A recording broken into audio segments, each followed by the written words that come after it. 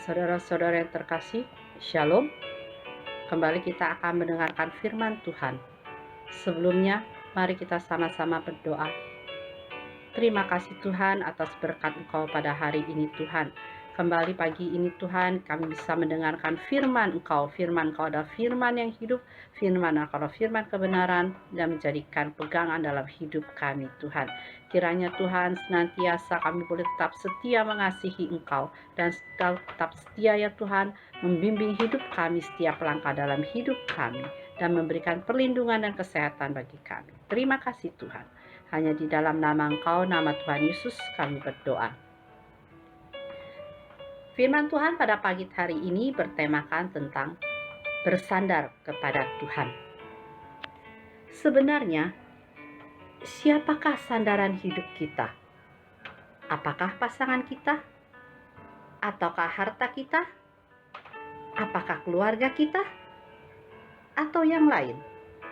Pertanyaan ini muncul karena dalam kenyataan hidup orang percaya sering terlihat bahwa mereka mengandalkan hal-hal di luar Tuhan.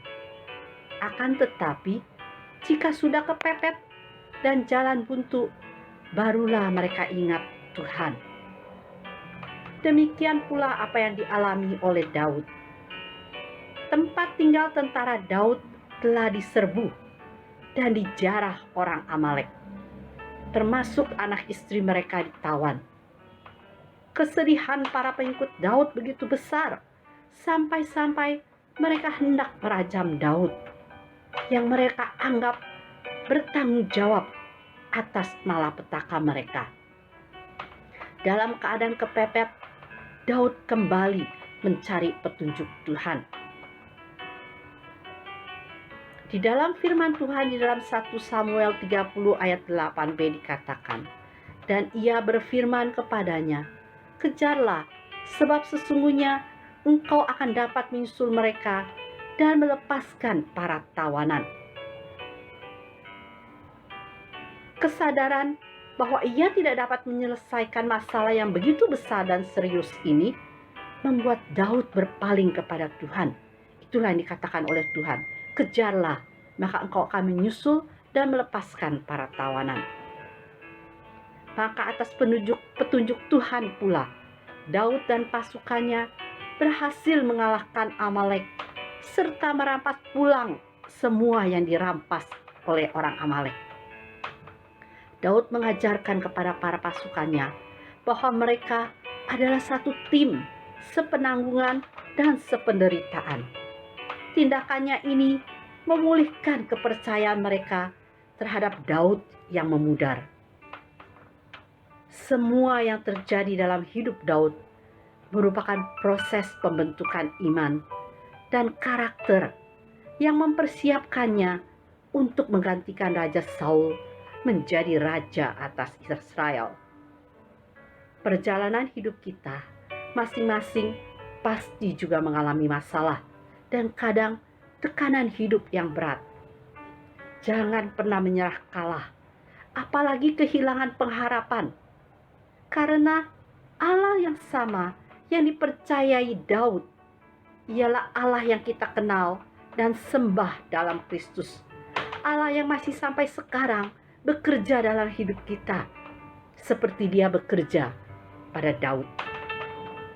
Dia menyertai kita dan mengizinkan masalah membentuk kita agar kita lebih bersandar kepada Tuhan dan lebih peka terhadap panggilan kita. Ada seorang yang bernama Ted Turner mengatakan, jangan pernah menyerah. Karena jika Anda tidak pernah menyerah, Anda tidak akan pernah dikalahkan. Demikian juga dalam hidup kita. Jangan pernah menyerah. Pada waktu kepepet seperti Daud, carilah Tuhan. Karena Tuhanlah yang akan membereskan semua masalah hidup kita.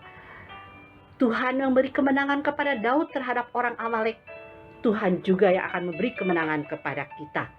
Asalkan kita tetap setia mengasihi Tuhan, percaya dengan seluruh iman kita, bersandar kepada Tuhan. Karena Tuhan adalah Tuhan di atas segala-galanya. Tuhan yang mampu mengubah suatu keadaan menjadi kemenangan. Walaupun keadaan yang kepepet, tetapi dapat diubah oleh Tuhan menjadi Tuhan yang berkemenangan atas hidup kita. Tuhan memberkati. Mari sama-sama kita berdoa. Terima kasih ya Tuhan atas berkat Engkau pada hari ini. Kami percaya Tuhan, jika hidup kami diletakkan di atas Engkau Tuhan, tempat kami bersandar, karena Engkau adalah batu karang dalam hidup kami.